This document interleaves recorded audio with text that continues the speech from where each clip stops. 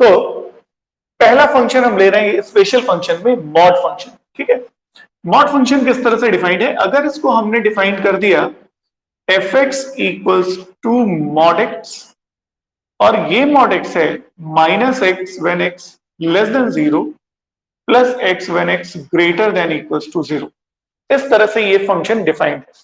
Minus x when x less than zero plus x when x greater than equals to zero. ये आपको पता है कि दोनों ही कंडीशन में पॉजिटिव ही आता है मॉड हमेशा, ये नेगेटिव का नेगेटिव होने की वजह से पॉजिटिव हो जाता है, और ये तो ऑलरेडी पॉजिटिव था ही। तो मॉड एक्स कुल मिलाकर के फंक्शन ये।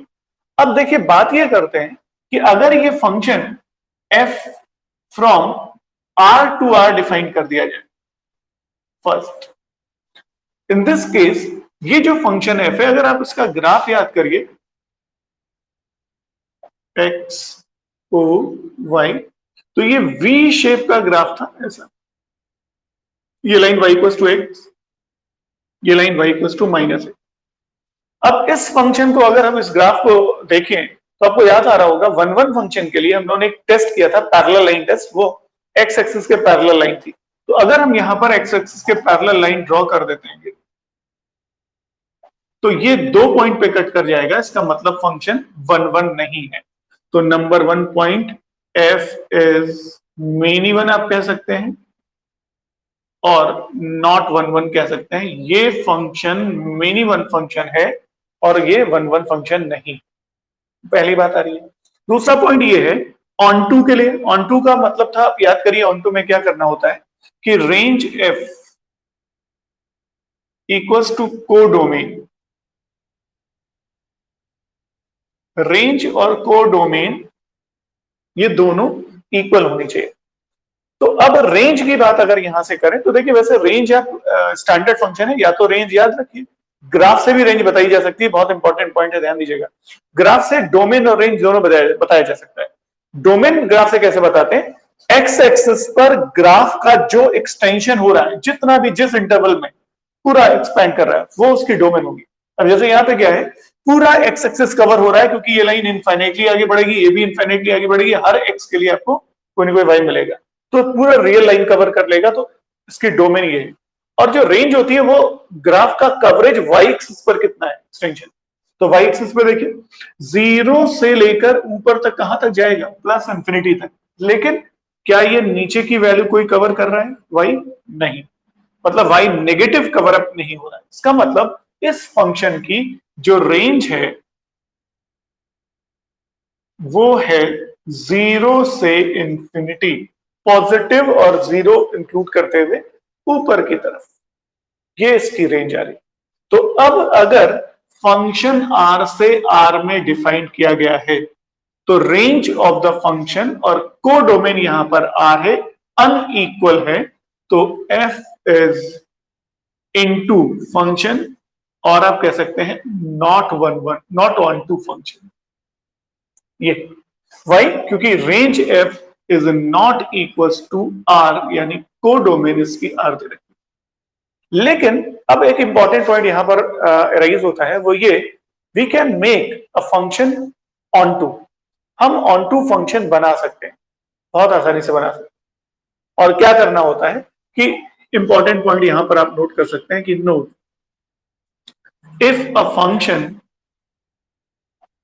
F is defined as f from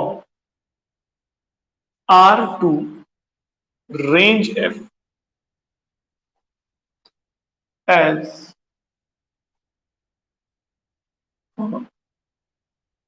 then f is on to, मतलब ये हुआ अगर हम कोडोमेन के प्लेस पर रेंज रख दें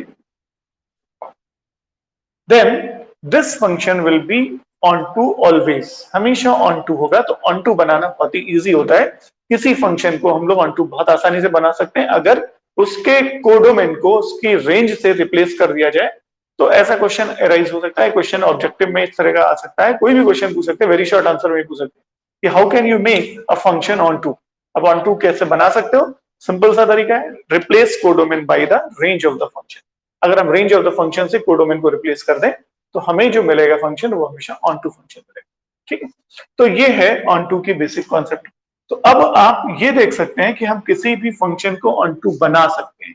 तो अगर हमें इस फंक्शन को ऑन टू बनाना है, तो अगर यही सेम फंक्शन हम इस तरह से डिफाइन कर देते कि आर टू 0 से infinity f x equals to mod x, then f is onto function. ये फंक्शन ऑन टू हो जाएगा क्योंकि इसको हमने इसकी रेंज से रिप्लेस कर दिया कोडोमेन को, तो फंक्शन ऑन टू बन गया। कुछ केसेस में वन वन भी बनाया जा सकता है, जैसे इस फंक्शन को हम वन वन बना सकते हैं। देखिए वन वन बनाने में प्रॉब्लम कहां पर आ रही थी? प्रॉब्लम ये आ रही थी कि ये जो ग्राफ था ये सिमेट्रिकल अबाउट वाई एक्सिस है, वाई एक्सिस के अबाउट सिमेट्रिक है ये।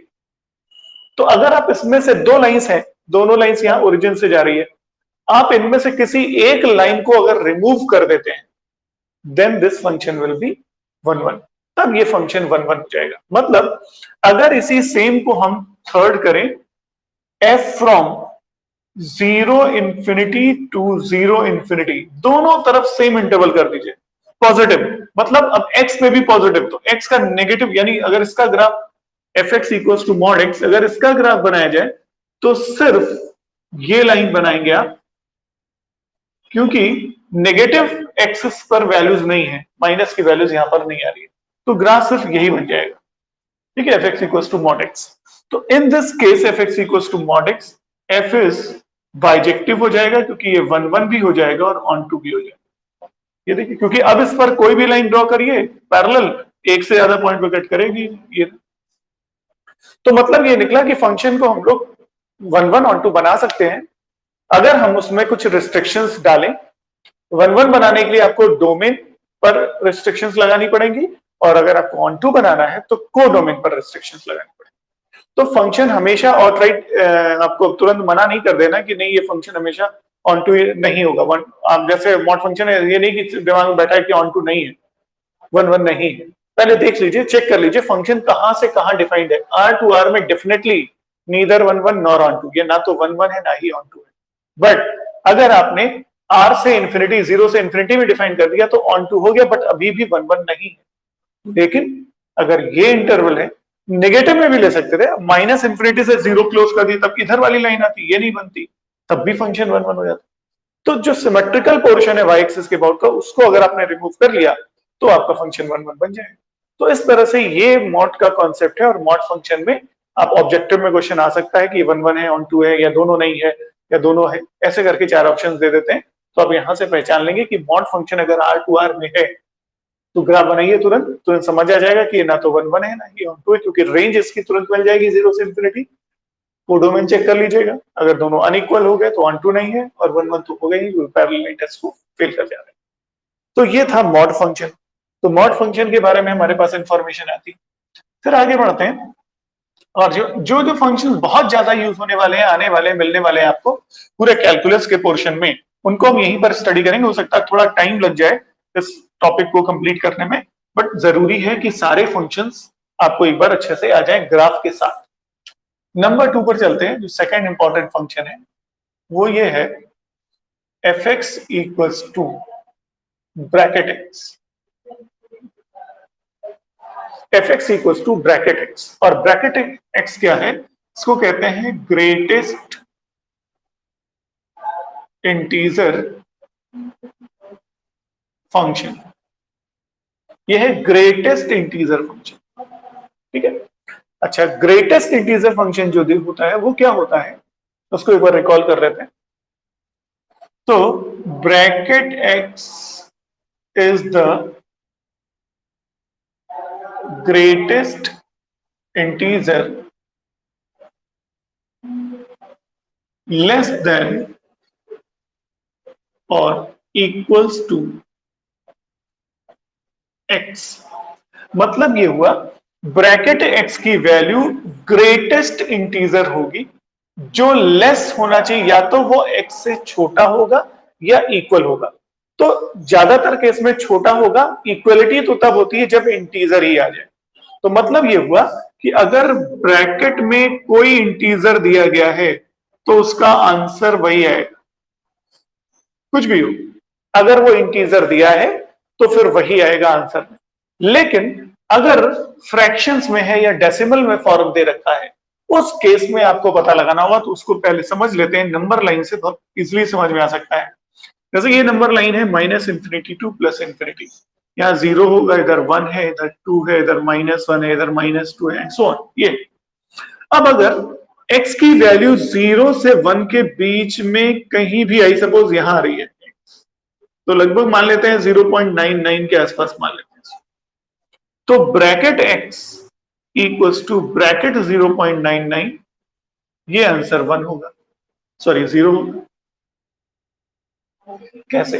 देखिए, कह रहा है कि जो ब्रैकेट x की वैल्यू आएगी वो पहली बात तो एक इंटीजर होगी, तो 0.99 इंटीजर तो है नहीं। फिर कह रहा है वो या तो लेस होगा या x के इक्वल होगा, तो x के इक्वल तो हो नहीं सकता क्योंकि 0.99 इंटीजर तो है नहीं। इससे छोटे की बात करें तो छोटे इंटीजर्स में 0 भी होगा, -1 भी है, -2 भी है, -3, इनफैक्ट सारे इंटीजर इससे छोटे हैं। लेकिन इन सारे छोटों में सबसे बड़ा कौन सा है? 0, इसलिए इसका आंसर क्या आ जाएगा? 0 आ जाएगा। तो ग्रेटेस्ट एमंग लेस, कम में जो सबसे बड़ा है, ग्रेटेस्ट का ये मतलब नहीं कि सबसे बड़ा, नहीं, ग्रेटेस्ट का मतलब ग्रेटेस्ट एमंग लेस, यानी छोटों में सबसे बड़ा जो है वही होगा। तो आप इसको कॉमनली कैसे समझ सकते हैं? बहुत आसान तरीके से, वो ये रहेगा, आप ये पहले पता लगा लीजिए x की वैल्यू किन दो कंसेक्यूटिव इंटीजर्स के बीच में, लगातार दो आने वाले इंटीजर्स के बीच में, आसानी से समझ में आ सकता है। जैसे अगर आपसे कहा जाए 100.9 ब्रैकेट की वैल्यू बताइए, तो आपको पता है 100.9 जो है वो 100 से बड़ा है और 101 से छोटा है, दो कंसेक्यूटिव हो गए, 100 101 के बीच में आ रहा है, तो इसमें जो छोटा इंटीजर है 100, यही इसका आंसर होगा। अब जैसे इसी को -100.9 कर देते हैं, नेगेटिव में ले जाते हैं, तो जो -100 है वो किसके किसके बीच में लाई करेगा? अब समझ सकते हैं, मान लीजिए यहां पर आ रहा है -100, इधर -101 होगा, इधर -99, ये रहा। तो -100.99 वो लगभग यहां पे ही होगा, ये इन दो के बीच में, -101 और -100 के बीच में हो। तो इसका मतलब इसमें जो छोटा इंटीजर है वो -101 है, तो इसका आंसर हो जाएगा -10। तो पॉजिटिव में, अब आप ध्यान से देखिएगा, पॉजिटिव में जो होल नंबर है ये वही आंसर हो जाएगा, लेकिन अगर नेगेटिव दिया है तो डेसिमल के पहले जो भी नंबर दिख रहा है उसमें एक और माइनस करके लिखा जाएगा -101। मतलब अगर आपसे कोई कहे -15.03 का ग्रेटेस्ट इंटीजर क्या होगा, तो -15 में एक और माइनस कर दीजिए।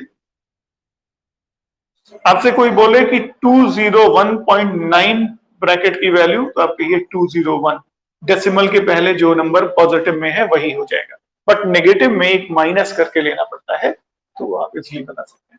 तो इस तरह से ग्रेटेस्ट इंटीजर की वैल्यू ये है, इस फंक्शन का मतलब ये होता है।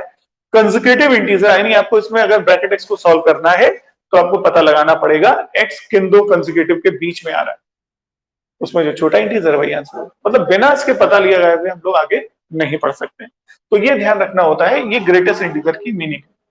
अच्छा, ये तो बात हो गई फंक्शन क्या है। अब इसके ग्राफ पर आते हैं। अच्छा, ग्राफ जानना इसलिए जरूरी होता है क्योंकि उसी से हम सारा अंदाजा लगा सकते हैं, और अभी हम आपको ये शो करके भी दिखाएंगे कि थ्योरेटिकली कैसे प्रूव करेंगे। ग्राफ से तो बता ही दे रहे हैं आपको। तो ग्राफ की अगर बात करें तो इसका ग्राफ हम कैसे प्लॉट कर सकते हैं? एक्स ओ वाई 1 2 3 -1 -2 -3, इधर -1 -2 -3, इधर 1 2 और 3, ये ले लेते हैं। अब आप ध्यान से देखिएगा, ग्राफ के लिए हम लोग fx को y से रिप्लेस कर देते हैं, तो ये रहा ब्रैकेट x। अब ध्यान से देखिए, y equals to bracket x equals to -2 -3। अगर x की वैल्यू -3 से -2 के बीच में, x की वैल्यू अगर -3 से -2 के बीच में कहीं भी होगी तो उसके लिए ग्रेटेस्ट इंटीजर की वैल्यू आएगी -3, लेफ्ट वाला इंटीजर। तो -3y की वैल्यू या ब्रैकेट की वैल्यू कब होगी, जब x की वैल्यू, इसके ध्यान दीजिए इक्वलिटी यहाँ है या नहीं है, तो जैसे ही -2 हो जाएगा उसका आंसर -2 हो जाएगा, इंटीजर है तो वही आएगा, लेकिन फ्रैक्शन है तब आपको देखना होगा, तो ध्यान दीजिएगा यहाँ। फिर -2 less than equal to x less than 1, इस तरह से -1 less than x less than 0, 0 0 less than equal to x less than 1, 1 1 less than equal to, consecutive में लिखते चले जाइए interval, 2 2 less than equal to x less than 3, फिर 3 less than equal to x less than 4। तो इस तरह से ये हमें कुछ वैल्यूज मिल गई। अब y equal to -3 line draw करनी है, और आपको पता है कि जो y इक्वल टू k होता है ये होती है line parallel to x axis, x axis के पैरेलल लाइन होती है y इक्वल टू कांस्टेंट, और जो कांस्टेंट होता है वहीं से पास करती है ये। तो y इक्वल टू -3 लाइन, तो y -3 ये रहा, लेकिन किस इंटरवल के बीच में आएगा, ये आएगा -3 और -2 के बीच में y की वैल्यू है -3। तो जरा इसको ऐसे बना लेते हैं। अब देखिए यहां पर डार्क सर्कल चूंकि -3 पर इक्वलिटी है, यहां पर ओपन सर्कल ड्रॉ करिए। तो बस इतने पे ही बनाएंगे, y इक्वल टू -3 लाइन ये जाएगी। वैसे तो ये इनफाइनाइट लाइन होती है, लेकिन आपको सिर्फ इस इंटरवल में लेना है क्योंकि इस इंटरसेक्शन में ही y की वैल्यू -3 आएगी। -2 से -1 के बीच में -2 हो जाएगा, तो -2 से -1 के बीच में -2, तो यहां पर डार्क करते हुए इधर ओपन, लेफ्ट में डार्क और राइट में ओपन होता है। -1 से 0 पे y -1, -1 से 0 पर ओपन कर लीजिए, फिर 0 से 1, 0 पर इक्वलिटी, 1 पर ओपन कर दीजिए, फिर 1 से 2 के बीच में y 1 हो गया। तो ये देखिए ऐसे स्टेप्स बनते जा रहे हैं, इसको स्टेप फंक्शन भी कहते हैं। ये देखिए फिर नेक्स्ट हमें ये मिलेगा एंड सो ऑन, ये देख सकते हैं। तो इस तरह से हमें 4 भी ले सकते हैं, यहाँ पे 4 कर दिया, ये डार्क, ये ओपन, तो ये सीढ़ियां बन गई, स्टेप्स बन गए, तो इसको हम लोग स्टेप फंक्शन भी कहते हैं।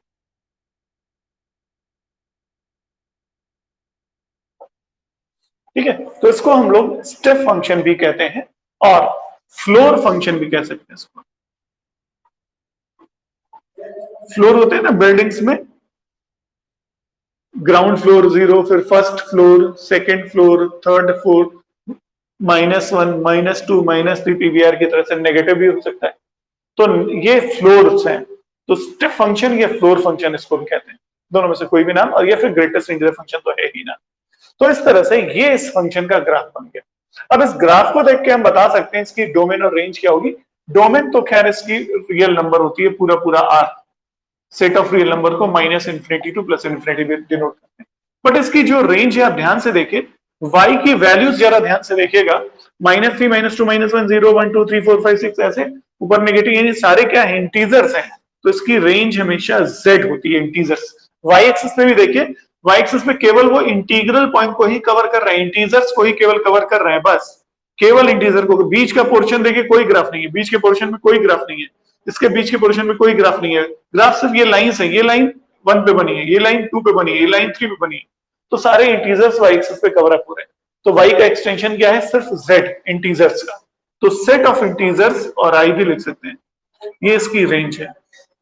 तो अब अगर इस फंक्शन को हमने r टू r कर दिया है, अच्छा फिर ये फंक्शन 1 1 नहीं है, फंक्शन 1 1 क्यों नहीं है, देखिए पैरेलल लाइन टेस्ट लीजिए, पैरेलल लाइन किसके लेते हैं, x के, तो x के पैरेलल अगर आप ये वाली लाइन ले लीजिए, मान लीजिए ये जा रही है, तो ये ग्राफ को कहां पर कट करेगी, इतनी दूरी पे कट करेगी, कितने पॉइंट्स पर, इनफाइनाइट, इसके बीच में कितने पॉइंट्स हैं, इनफाइनाइट, इसका मतलब ये फंक्शन 1 1 नहीं होगा। तो फंक्शन f इज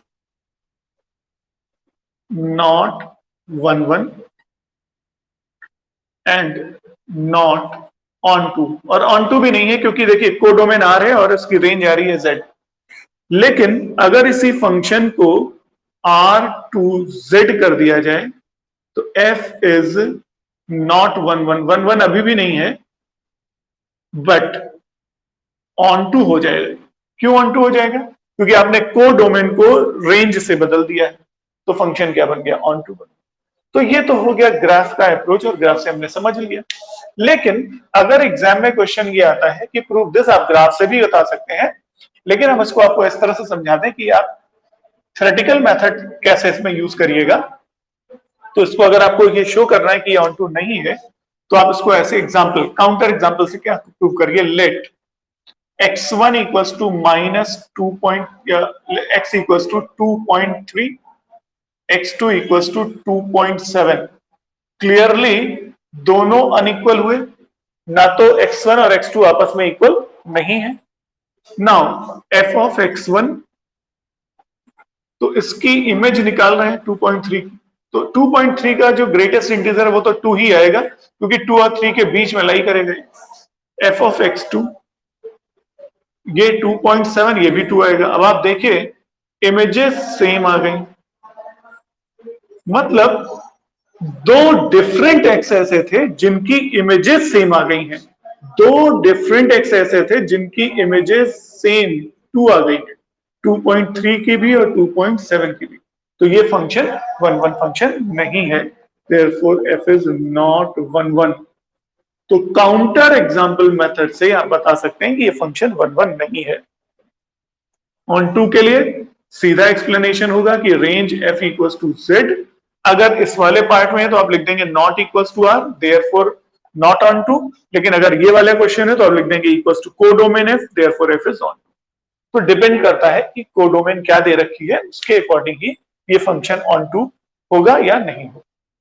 तो बात समझ में आ रही होगी कि ग्रेटेस्ट इंटीजर फंक्शन भी काफी इंपॉर्टेंट फंक्शन है, और इस पर भी आप क्वेश्चंस बनते हैं, फ्रेम होते हैं, और आप समझ गए हैं कि ये फंक्शन देखिए 1 1 तो ये कभी भी नहीं होगा, क्योंकि आप इसमें बीच के कोई ना कोई डेसिमल का पॉइंट जैसे ही आएगा, इंटीजर ले लें तो अलग बात है।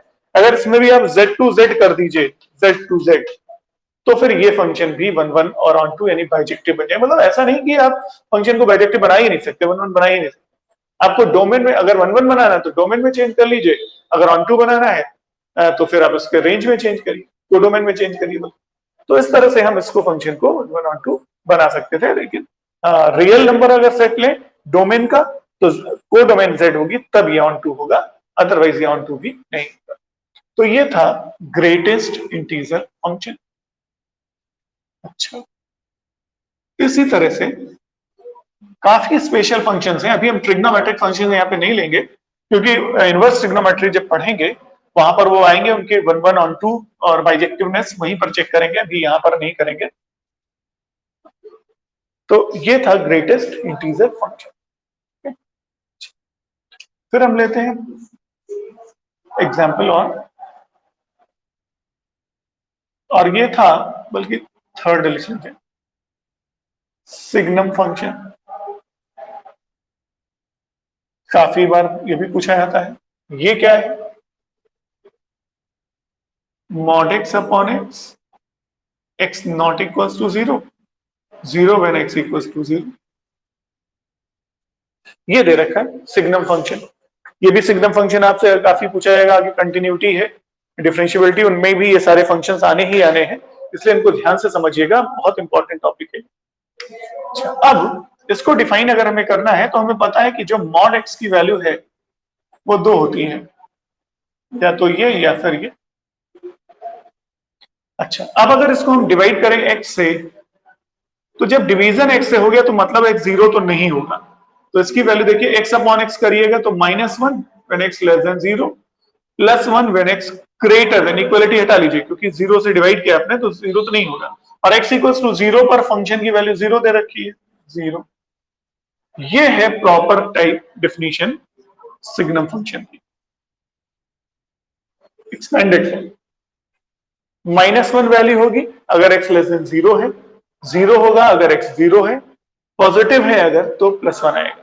तो अगर इसका ग्राफ प्लॉट किया जाए तो सिंपल सा है, बस ये 1 y 0 x, ये -1। अच्छा, y इक्वल्स टू -1, तो y इक्वल्स टू -1 लाइन ये है कब? जब x नेगेटिव इस साइड में है। तो मतलब ये निकला कि यहां पर सर्कल बनाइए, छोटा सा लाइन पैरेलल ड्रॉ कर दीजिए। ये लाइन है y इक्वल टू -1। फिर यहां पर भी छोटा सा सर्कल बनाइए और लाइन इधर प्लॉट करिए है y इक्वल टू 1, और जीरो पर जीरो को डार्क कर दीजिए। x जीरो पर y भी जीरो है, तो 0 0 पॉइंट ये हो जाएगा। This is the graph of signum function. Graph से देखें, पैरेलल लाइन टेस्ट लेंगे तो अगर आप यही लाइन पैरेलल ड्रॉ करिए पूरा, तो इनफाइनाइट पॉइंट्स पे कट करेगी, तो ये फंक्शन 1 1 नहीं होगा। ऐसे भी समझिए, सारे नेगेटिव पर यही वैल्यू आ रही है। मतलब अगर आप एक्स वैल्यू -2 लीजिए, यहां से देखिए एफ ऑफ, अगर आप -2 लेंगे तो भी आंसर -1, एफ ऑफ -3 लेंगे तो भी आंसर -1, तो दोनों की इमेजेस तो सेम हो गई, लेकिन -2 और -3 अनइक्वल है, इसलिए एफ इज नॉट 1 1, फंक्शन 1 1 नहीं है। इनफैक्ट सारे नेगेटिव्स की वैल्यू एक ही पर चली जा रही है, -1। जितने भी नेगेटिव इनफाइनाइट है सबकी एक ही वैल्यू आ रही है, तो फंक्शन ये 1 1 नहीं है। अच्छा, रेंज की बात करें तो रेंज अगर आपको समझ में आ रही हो, इस फंक्शन की जो रेंज है वो सिर्फ 3 एलिमेंट्स -1 0 1, क्योंकि y की वैल्यू या तो -1 है या 0 है या 1 है, इसके अलावा कोई और इंटीजर या कोई और रियल नंबर्स नहीं है। तो -1 0 1 ये आ जाएगा इसका रेंज। तो रेंज क्लियरली 3 ही एलिमेंट्स है, और आप यहां पर अगर इस फंक्शन को देखिए, फिर वही पहला point, f from r to r लेंगे, fx equals to signum function, ये पूरा लेंगे, then f is neither 1 1 nor onto 2। लेकिन अगर आप फंक्शन को r से इसकी रेंज, ये कोडोमेन को रेंज से रिप्लेस कर दीजिए, तो f इज नॉट 1 1 1 1 तो अभी भी नहीं होगा, बट ऑन 2, लेकिन ऑन 2 हो जाएगा क्योंकि कोडोमेन रिप्लेस हो गई है रेंज से। तो हर फंक्शन में हम लोग देख सकते हैं कम से कम ऑन टू तो हम सबको बना सकते हैं, हमारे हाथ में है। 1 1 बहुत सारे फंक्शन में हमारे हाथ में नहीं होता है कि हम उसको 1 1 बना पाए, लेकिन हमारे हाथ में ये है कि हम फंक्शन को ऑन टू हमेशा बना सकते हैं। हमें रेंज चाहिए होगी बस, कोडोमेन को हटा करके रेंज रख दीजिए, जैसे ही आप रेंज रख देंगे फंक्शन तुरंत ऑन टू हो जाएगा। तो इसलिए ये फंक्शन इस तरह से आपको सिग्नम फंक्शन दिख रहा है। तो ये 3 इंपॉर्टेंट फंक्शन हमारे थे जो काफी इसमें अभी हमें पूछे जाएंगे। बाकी ट्रिग्नोमेट्रिक फंक्शंस तो खैर सदाबहार हैं, वो हमेशा आते हैं हर चैप्टर में। आप देखिए कि बिना ट्रिग्नोमेट्री के आपका काम नहीं चलता है। ट्रिग्नोमेट्री ऑलमोस्ट मैथमेटिक्स की हर ब्रांच में इन्वॉल्व है, तो वो हम बाद में डिस्कस करेंगे। बट अभी हम अलजेब्राइक फंक्शंस की बात कर रहे थे, और अब हम बात करने जा रहे हैं आपसे पॉलिनोमियल फंक्शंस की। और most of the questions based on polynomial functions. अच्छा, पॉलिनोमियल फंक्शन होते क्या है? पॉलिनोमियल फंक्शन इस तरह से होते हैं, fx equals to a0 plus a1x plus a2x square plus so on plus anx की पावर n। आप जानते हैं पॉलिनोमियल। अब इसमें डिपेंड करता है डिग्री। अगर आप 0 डिग्री का लेंगे तो केवल कांस्टेंट मिलेगा, लीनियर लेंगे तो यहां तक मिलेगा, क्वाड्रेटिक लेंगे तो ये मिलेगा, ऐसे क्यूबिक एंड सो ऑन, ऐसे हमें पॉलिनोमियल्स बनती है। जिसमें हम लोगों ने लीनियर और कांस्टेंट को देखा था। देखिए, कांस्टेंट फंक्शन तो क्लियरली विजिबल होते हैं। लीनियर अगर हम लोग देखें यहाँ पे, अगर लीनियर पॉलिनोमियल ले लें तो कुछ हमें जो फंक्शन मिलेगा वो ऐसा मिलेगा, ax प्लस बी, कुछ इस फॉर्म का। और आप याद करिए, हमने एक क्वेश्चन आपको कल कराया था, fx equals to 3x plus ऐसे कुछ था, 3x प्लस 7 या 8 ऐसे कुछ था ये। तो इसका आपने देखा था, ये 1 1 भी था, ऑन 2 भी था। तो लीनियर फंक्शन जो अगर 1 वेरिएबल का है, और ये फंक्शन अगर f from r to r है, ये function always they are defined from r to r, या r टू r ही डिफाइंड। तो पॉलिनोमियल फंक्शंस में अगर आपने 1 डिग्री का लिया लीनियर, तो ये हमेशा 1 1 और ऑन 2 होगा, ये प्रूव भी कर चुके हैं। तो अगर आपने लीनियर लिखा तो this is f is 1 1 and on 2, यानी बाइजेक्टिव फंक्शन होगा ऑलवेज। करके देख सकते हैं इसको। क्वाड्रेटिक की बात करते हैं, अभी हमने क्वाड्रेटिक नहीं करा है आपको, क्वाड्रेटिक पॉलिनोमियल। इस पर एक सिंपल, वैसे तो इसका जनरल फॉर्म ये है ax square plus bx plus c। अब आपको बता दें ध्यान से, यहाँ पे समझ लीजिए, ऑब्जेक्टिव सॉल्व करने का खासतौर से बहुत सिंपल तरीका होता है। इसका ग्राफ अगर इसका तो ग्राफ लीनियर एक स्ट्रेट लाइन होगा। अगर हम linear function in one variable देखें, लीनियर पॉलिनोमियल का फंक्शन, तो एक ग्राफ आपको मिलता है, कुछ ऐसा लाइन मिलेगी, और ये लाइन आप देख सकते हैं पैरेलल लाइन टेस्ट को पार कर लेगी, क्योंकि एक ही पॉइंट पर कट करेगा, इसका मतलब 1 1 होगा ये। और चूंकि रेंज पूरा वाई एक्सिस कवर कर ले रही है, तो कोडोमेन और रेंज सेम हो जाएगी, इसलिए फंक्शन 1 1 ऑन 2 हो जाएगा। लेकिन क्वाड्रेटिक का अगर हम लोग ग्राफ देखें, तो क्वाड्रेटिक का जो ग्राफ होता है वो ऑलवेज अ पैराबोला होता है।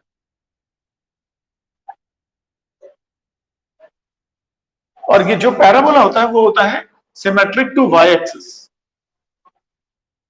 मतलब उसकी जो एक्सिस होगी वो वाई एक्सिस होगी या वाई के पैरेलल होगी।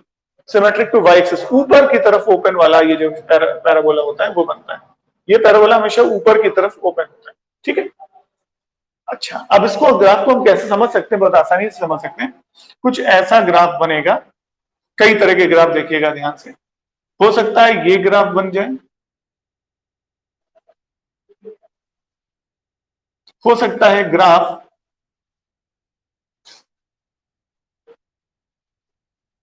ऐसा बन जाए टच करता हुआ, हो सकता है ग्राफ ऐसा बन जाए। ये तीन बनाए हमने ऊपर की तरफ ओपन वाले, ऐसे ही तीन ग्राफ आप नीचे की तरफ ओपन बना सकते हैं। तो तीन ग्राफ आप इसी तरह के बना सकते हैं जो नीचे की तरफ ओपन होंगे। एक ये ग्राफ बना सकते हैं, एक ग्राफ टच करता हुआ बना सकते हैं एक्स को, और एक ग्राफ इंटरसेक्टिंग बना सकते हैं। और आप देखिए in each and every case this function is never 1 1। ये फंक्शन कहीं 1 1 आपको दिख रहा है, क्यों नहीं दिख रहा है? क्योंकि देखिए कहीं पर भी पैरेलल लाइन टेस्ट आप करिएगा एक्स एक्सिस के, तो 2 पॉइंट, ये भी 2 पॉइंट, ये भी कहीं ना कहीं एक लाइन 2 पॉइंट को, ये भी 2 पॉइंट पे, ये भी 2 पॉइंट पे, ये भी 2 पॉइंट पर। इसका मतलब क्वाड्रेटिक पॉलिनोमियल फंक्शन जो है दे आर नॉट 1 1। ये फंक्शन 1 1 नहीं होंगे, यानी नॉट 1 1 इन एवरी केस, ये कभी भी 1 1 नहीं होंगे। लेकिन ऑन टू की बात करें अगर, तो देखिए ऑन टू के में ये क्या है, अगर फंक्शन R2R रहेगा तो ये इनमें से कोई भी ऑन टू नहीं रहेगा। तो ये देखिए सबकी रेंज समझ लीजिए, रेंज कैसे लिखते हैं, रेंज हमने आपको बताया वाई एक्सिस से लिखते हैं। इस ग्राफ में देखिए तो वाई एक्सिस की कवरेज क्या है, ये हेड है, इसके ऊपर सारी वाई, इसके ऊपर वाई की सारी वैल्यूज, क्योंकि ये तो इनफाइनाइट जाएगा, मतलब मिनिमम वैल्यू वाई की ये होगी, यहां से ऊपर प्लस इंफिनिटी तक जाएगा। अब ये वैल्यू निकालते कैसे हैं, तो ध्यान से देखिए, जो वर्टेक्स होता है उसके कोऑर्डिनेट होते हैं -b/2a -d/4a। ये वर्टेक्स के कोऑर्डिनेट्स होंगे, और आपको पता है ये d क्या, वही डिस्क्रिमिनेंट है, db² - 4ac क्वाड्रेटिक वाला, ये रहा। यही तो है, ax² + bx + c = 0 लेते थे आप, तो डिस्क्रिमिनेंट लेते थे b² - 4ac, ये वही डिस्क्रिमिनेंट है, और b ये है, a ये रहा, x² का कोएफिशिएंट है, तो -b/2a आपको यहां से मिल जाएगा। अच्छा, अगर ये जो तीन ग्राफ बने, ध्यान दीजिएगा, इनकी कंडीशन है a > 0, मतलब x² का कोएफिशिएंट पॉजिटिव होगा तो ये बन सकता है a > 0, या फिर ये बन सकता है, या फिर a > 0 पर ये ग्राफ बन सकता है। लेकिन जो डाउनवर्ड ओपन है ये हमेशा a < 0, यानी अगर x² नेगेटिव हो जाए, अगर x² नेगेटिव हो जाएगा तो तीन में से कोई बन सकता है, ये रहा। और आपको पता है कि इसमें नो रियल रूट का केस है ये, तो यहां पर जो d की वैल्यू होगी वो नेगेटिव होगी, d < 0। बेसिक कॉन्सेप्ट पूरा क्लास 11 10th वाला है, वही सब चीजें यहां पर इंक्लूड हो रही हैं, ध्यान से देखिएगा इसको। डिस्क्रिमिनेंट देखिए, ये आप पॉलिनोमियल याद करिए क्लास 10th की, कि एक्स एक्सिस को जितने पॉइंट्स पर कट करता है ग्राफ, उतने ही उसके जीरोस होते हैं। तो यहां पर आप देख सकते हैं कि ये जो ग्राफ है, ये एक्स एक्सिस को 2 पॉइंट पे कट कर रहा है, मतलब 2 रियल रूट्स, 2 रियल रूट्स की कंडीशन क्या थी, डिस्क्रिमिनेंट इज > 0, स्ट्रिक्टली पॉजिटिव। ये एक ही 0 1 0 में डिस्क्रिमिनेंट होता है d0, तो इस ग्राफ में d0 होगा और a > 0 होगा, इसमें d नेगेटिव होगा और a पॉजिटिव होगा, इसमें a पॉजिटिव d पॉजिटिव। ये देखिए नो रियल रूट्स, तो d < 0। one root d equals to 0, two different roots d greater than 0। ये तो आप ये देख सकते हैं कि इसमें ये 1 1 तो नहीं हुआ। रेंज निकालने का तरीका, अगर a पॉजिटिव है तो देखिएगा ध्यान से, ये y कोऑर्डिनेट ये है ना, ये माइनस डी बाई 4 है, यहां होगा, यहां पर भी ये तो 0 हुआ, प्लस इन्फिनिटी तक जाएगा, ये माइनस डी बाई 4 है ये भी। तो आप कह सकते हैं कि अगर a पॉजिटिव है, a ग्रेटर देन 0 है, मतलब a ग्रेटर देन 0 है, तो रेंज ऑफ द फंक्शन आएगी इन दोनों कंडीशन में। क्या होगी range? Minus d by 4a two plus infinity, ये अगर a पॉजिटिव है। तो अगर ये वाला केस होगा तो अपने आप ये 0 हो जाए, तो 0 से इन्फिनिटी हो जाएगा, कोई प्रॉब्लम नहीं, बस ये याद रखिए माइनस डी बाई 4a सही रहेगा। और अगर a नेगेटिव है तो रेंज क्या होगी? नेगेटिव में देखिए नीचे की तरफ डाउनवर्ड, ये देखिए ये माइनस डी बाई 4a ये भी है, तो माइनस डी बाई 4a से माइनस इंफिनिटी, मतलब माइनस इंफिनिटी से माइनस डी बाई 4a, ये भी माइनस डी बाई 4a ही रहेगा, और ये भी वही रहेगा, बस ये 0 हो जाएगा क्योंकि डी की वैल्यू यहां पर 0। तो इस केस में आएगी minus infinity to minus d by 4a। अब रेंज आपको पता चल गई, तो कोडोमेन देख करके फंक्शन को ऑन टू बता दीजिएगा। अगर ये फंक्शन R में डिफाइंड होगा पॉलिनोमियल का ये, तो फिर ये सारे function onto never, they can never be onto function, they are always into function if codomain is R। It's a very very important fact कि अगर कोडोमेन R है तो ये फंक्शन, क्योंकि इनकी रेंज लिमिटेड है, और या तो ये है या ये है, कहीं पर भी इनफाइनाइट माइनस इंफिनिटी से प्लस इंफिनिटी नहीं आ रही। तो quadratic polynomial functions are not onto in R if codomain is R, but अगर इसको रेंज से रिप्लेस कर दीजिएगा, मतलब ये ले लीजिए इस केस में, ये ले लीजिएगा इस केस में, तो फंक्शन ऑन टू बन जाएगा। But in general this function is not onto, not 1 1, neither 1 1 nor onto. ये फंक्शन ना तो 1 1 है ना ही ऑन टू। तो ये हमने आपको फैक्ट समझा दिया पॉलिनोमियल्स के बारे में। दो पॉलिनोमियल लेकर के दिखाई, आपको लीनियर दिखा दी और आपको हमने दिखा दिया क्वाड्रेटिक। तो एक पॉइंट नोट कर लीजिए कि इंपॉर्टेंट है, ऑब्जेक्टिव में आपकी बड़ी हेल्प करेगा ये, कि अगर पॉलिनोमियल फंक्शंस है, देखिए इसकी पावर, इसकी डिग्री क्या है पॉलिनोमियल की? 1, दैट इज ऑड नंबर। इसकी डिग्री है 2, दैट इज इवन नंबर। तो ये पॉइंट ध्यान रखिएगा, इवन नंबर की पॉलिनोमियल, इवन डिग्री की पॉलिनोमियल अगर फंक्शन दिया है तो वो फंक्शन कभी भी R में ऑन टू नहीं होगा। लेकिन अगर ऑड डिग्री का कोई भी पॉलिनोमियल है, that is always onto function. तो ये ध्यान रखिएगा कि R में अगर ऑड पावर है, ऑड पावर, तो फंक्शन ऑन टू होगा इन R, और अगर इवन पावर पॉलिनोमियल दे रखी है तो इनटू कर देते हैं इसको इन R, या नॉट ऑन टू। ये बॉक्स में नोट कर लीजिएगा। ऑड पावर की पॉलिनोमियल है तो ऑन टू होगी R में, और अगर इवन पावर की पॉलिनोमियल है तो फिर ये ऑन टू कभी नहीं होगी, इनटू ही होगी। 1 1 तो दोनों ही केस में नहीं होगा, क्योंकि पॉलिनोमियल फंक्शंस हैं, जरूरी नहीं है, हो सकता है, क्योंकि इसके ऊपर की डिग्री डिपेंड करता है ग्राफ कैसा होगा। क्योंकि क्यूबिक पॉलिनोमियल का एक ग्राफ ऐसा भी होता है, y को केवल एक्स क्यूब ले लीजिए, ये एक्स क्यूब एफ एक्स, तो फंक्शन 1 1 भी हो जाएगा। देखिए एक ही पॉइंट, एक ही पॉइंट, एक ही पॉइंट, एक ही पॉइंट, एक ही पॉइंट। लेकिन अगर आप और कोई पॉलिनोमियल लेंगे, x cube minus 3x square ऐसे करके, ये तो आपको पता है क्यूबिक है तो 3 जीरोस होंगे, 3 बार ये ग्राफ कट करेगा एक्स को, 1 2 3 जीरोस मैक्सिमम। तो जब ये 3 जीरोस होगा तो फिर ये देखिए 2 पे कट करने लगेगा, 2 पे कट करने लगेगा, तो फंक्शन 1 1 नहीं होगा। तो इट डिपेंड्स, हायर डिग्री, 2 से हायर डिग्री डिपेंड करती है ग्राफ कैसा बना है। तो ग्राफ कैसा बना है उस पर 1 1 डिपेंड करेगा, बट ऑन टू कंफर्म है। कंफर्मली अगर ऑड पावर की पॉलिनोमियल है R में तो ऑन टू ही होगी, और अगर इवन पावर की पॉलिनोमियल है तो वो इनटू होगी, ऑन टू कभी नहीं होगी। ये ध्यान रखना। तो बात सबको समझ में आ रही है कि किस तरह से हमने आज एग्जांपल्स आपको बताए, कुछ स्पेशल फंक्शंस बताए पॉलिनोमियल फंक्शन में, खास तौर से क्योंकि मैक्सिमम क्वेश्चन आप देखेंगे ज्यादातर आपको ये तो या तो पॉलिनोमियल या फ्रैक्शन वाले क्वेश्चंस हैं।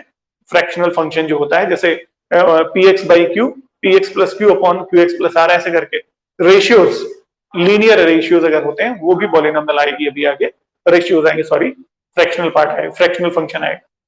तो ये ध्यान रखना है कि पॉलिनोमियल फंक्शंस में सारी थ्योरी ये रही जिसमें लीनियर के क्वेश्चंस आप डायरेक्ट सॉल्व कर सकते हैं, आपको पहले से हमने करा रखा है। क्वाड्रेटिक का क्वेश्चन आपने देख लिया ग्राफ के थ्रू, इसको जनरल मेथड से भी करेंगे आगे, इजिली करेंगे, कोई खास दिक्कत नहीं, बट एक बेसिक दिमाग में कॉन्सेप्ट बैठा लीजिएगा कि अगर ये फंक्शंस हैं तो इन जनरल आर में ऑन टू नहीं है, ऑड पावर वाले ऑन टू है, इवन पावर वाले ऑन टू नहीं है।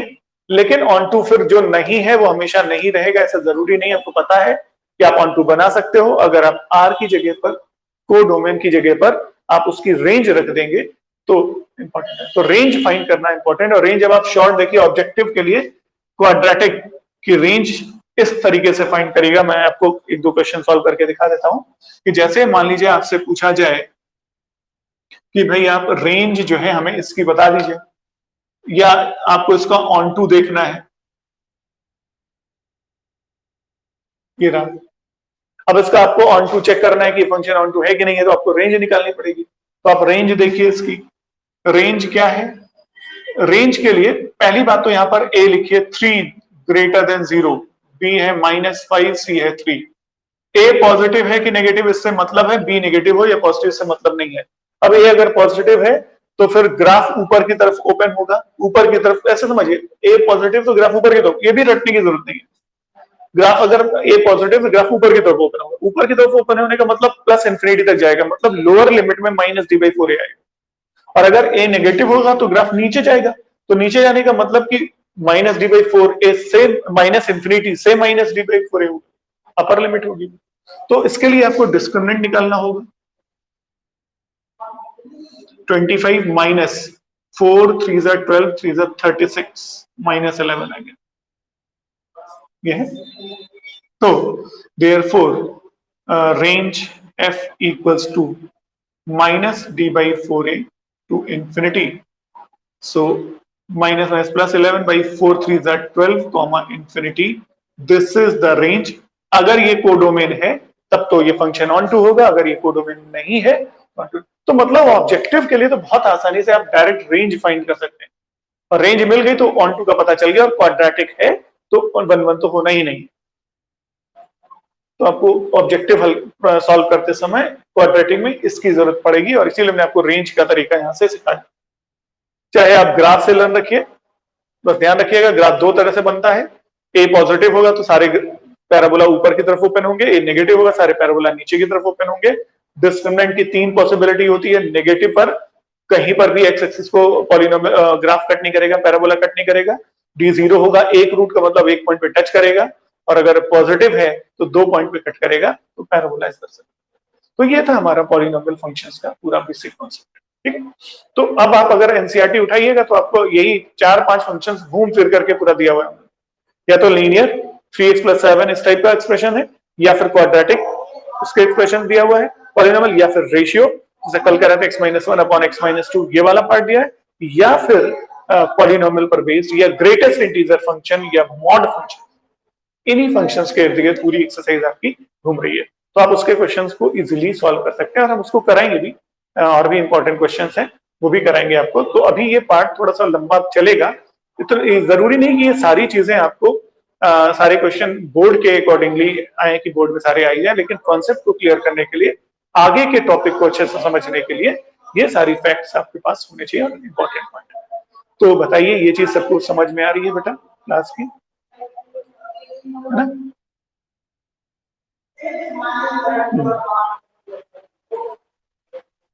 तो ये था क्वाड्रेटिक का बेस। अब एक क्वेश्चन हम आपको बुक का करा के दिखाते हैं, बुक का करके देखते हैं, स्पेशली कुछ क्वेश्चन सॉल्व करते हैं अभी। स्पेशल फंक्शंस तो हमने यहाँ पे आपको दिखा दिए, ट्रिग्नोमेट्रिक फंक्शंस हमने अभी नहीं लिए हैं जानबूझ के, क्योंकि जब इनवर्स स्टार्ट होगा तो उसके पहले बताएंगे आपको उनके ग्राफ और उनका 1 1 और 2 बाइजेक्टिव है कि नहीं है, वो सारी बात वहां डिस्कस होगी। तो अब क्वेश्चन यहां से कंसीडर करते हैं बुक का।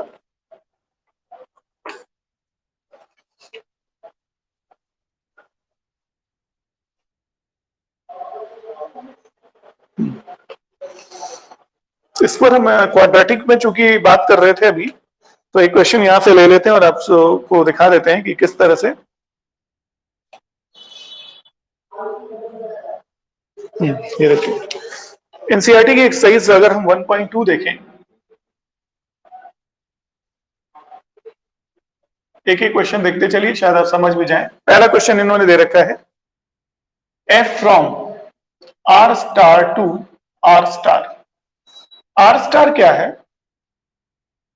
ये है आर माइनस सिंगलटन जीरो, मतलब नॉन जीरो रियल नंबर्स। ये देखिए, आर स्टार का मतलब है they are non zero real numbers है। ये नॉन जीरो रियल नंबर्स मतलब इसमें जीरो नहीं होगा, बाकी सारे रियल नंबर। ठीक है, तो आर स्टार से आर स्टार में function f x equal to दे रखा है 1/x, और आपसे क्या पूछ रहा है कि ये फंक्शन 1 ऑन टू चेक करिए। पहली चीज तो इसका 1 इसका ऑन टू चेक करिए। थर्ड बात ये कह रहे हैं कि अगर आर स्टार को रिप्लेस कर दिया जाए डोमेन, अगर domain R star is replaced by M with same codomain,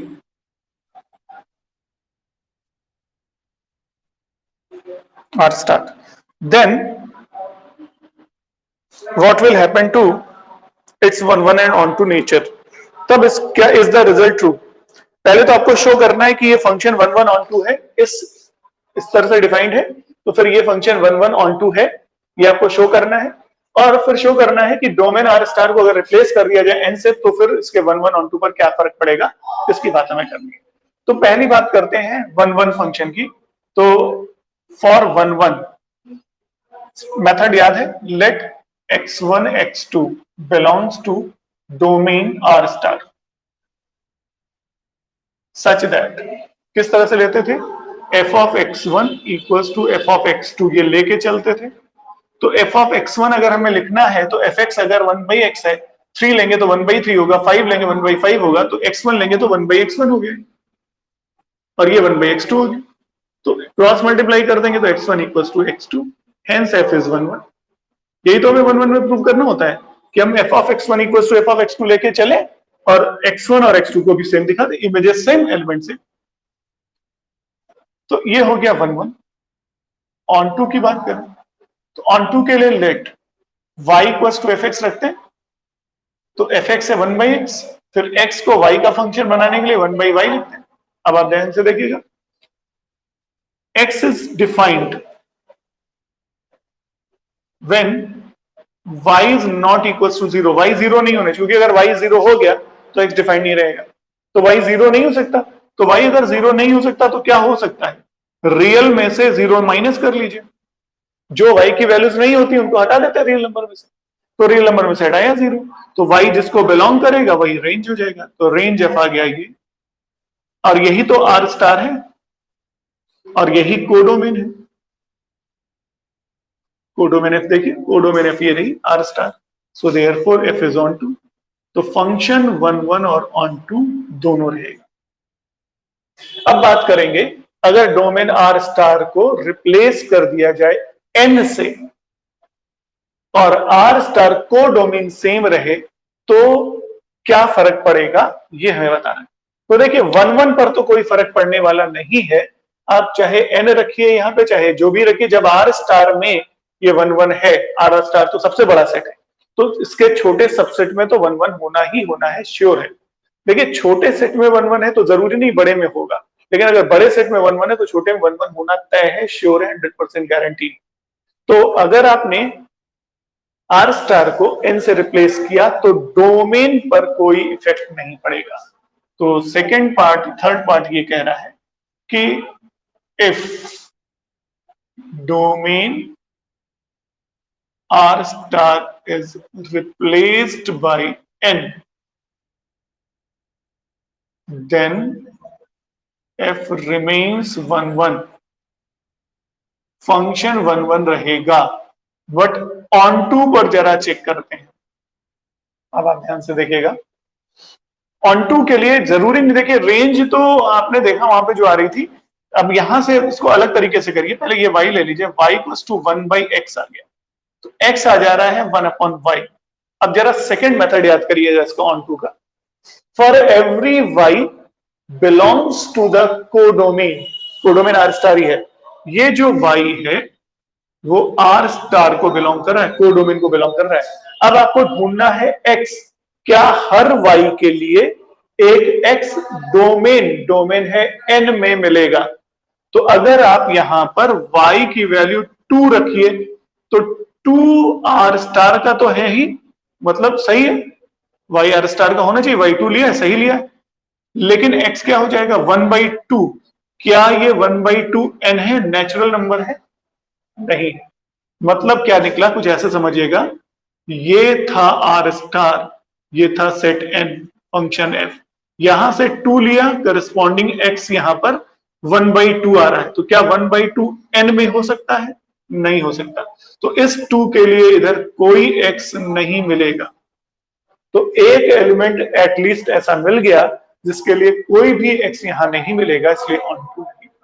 बहुत सारे हैं, कोई इंटीजर ले लीजिए, 3 रख दीजिएगा, 4 रख दीजिएगा, तो भी ये फंक्शन क्या रहेगा, यहाँ पे नेचुरल नंबर कभी नहीं मिलेगा। तो इसका मतलब आपने चेंज तो किया था डोमेन n से, लेकिन फर्क कहां पड़ा, ऑन टू इफेक्टेड हो गया, 1/1 तब भी नहीं इफेक्टेड हुआ। तो 1/1 ऑन टू के क्वेश्चंस को बहुत ध्यान से सोच समझ के करना होगा, एक एक चीज लॉजिकली चेक करिएगा। और एक बात और है कि 1/1 ऑन टू की खास बात यह है कि अगर बड़े सेट में, जैसे आपने 1/1 खासतौर से बड़े सेट में अगर आपको 1/1 दिख रहा है तो उसके सबसेट में तो 1/1 होगा ही होगा, लेकिन अगर सबसेट में है छोटे में तो बड़ी जरूरी नहीं कि बड़े वाले में, तो इस तरह से चेक करना पड़ेगा। तो हमने ये देखा, इस क्वेश्चन को आपको इस तरह से पूरा प्रॉपर तरीके से सॉल्व करना है, एग्जामिनेशन में अगर आता है तो आपको पहले 1/1 इस तरह से शो करना है, ऑन टू इस तरह से शो करना है, सेकेंड पार्ट को इस तरह से शो करना है कि 1/1 तो पर कोई फर्क नहीं पड़ेगा, बट ऑन टू अफेक्टेड हो जाएगा, क्यों हो जाएगा उसमें रीजन ये।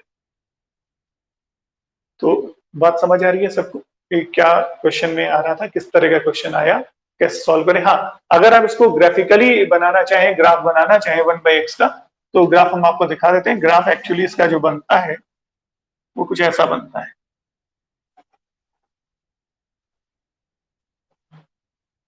और इधर ये है ग्राफ 1/x का, ठीक है। तो अब देखिए पैरेलल लाइन टेस्ट से देखिएगा तो 1/1 तो हमेशा रहेगा, क्योंकि कहीं पर भी 2 पॉइंट पे आपको कट करता हुआ नहीं नजर आ रहा है। ये देखिए कोई भी पैरेलल लाइन एक से ज्यादा पॉइंट पे कट नहीं करी, 1/1 तो हमेशा रहेगा, बट ऑन टू डिपेंड करेगा कि रेंज क्या ले रखी है। पहले इसकी रेंज अगर देखिए, इससे लिखिए, तो सारा पॉजिटिव वाई, सारा नेगेटिव, सिर्फ जीरो, एक्स एक्सिस को ग्राफ कहीं पर भी कट नहीं कर रहा है, तो जो इसकी रेंज है वो आर स्टार है, जीरो को छोड़कर। ये लेकिन ये ग्राफ जो बनेगा, ग्राफ हमेशा इसमें बनेगा।